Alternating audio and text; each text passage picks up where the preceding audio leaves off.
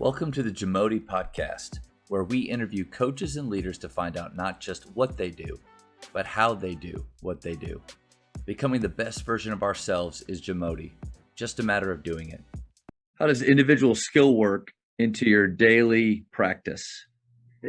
That is part of the consistency part of it as well. So probably the first, I've been at Waxahachie for 6 years. Wow, has it been that long?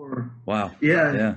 I mean, it's well, actually, I'm going into, I've been there for 5 years. 5 years, yeah. So the first three, we did skill development, but we didn't do it the way that we do it now. Okay. But every day we did half court layups, basically with 4 or 5 guys at every basket or 3.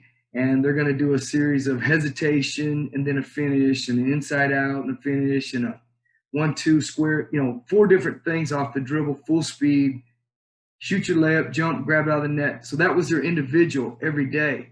And then I went and visited another coach, Clark, over at Sulphur Springs, and he did this thing called finishing school.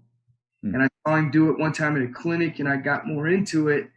And so we started including our half-court layups with the finish school. So one of my assistants, Colton, my son, he's like, well, Dad, you could do both of those. And not just two separate things, just do them at the same time. So, hesitation at the 3, then it might be the veer finish, then it might be a bully finish, then it might, so you're working on 4 or 5 different finishes. You're working on beating the individual, the first defender, then the secondary defender. Mm-hmm. I would have never really got to that part of it if I wouldn't have seen another coach do it and kind of utilize what he was doing and put it to what we're doing. And we got a lot better. I mean, so, everybody always talks about what do you do individual in your skill development. Every day we do that. Yeah. Sometimes it's against a guy. Sometimes it's against air.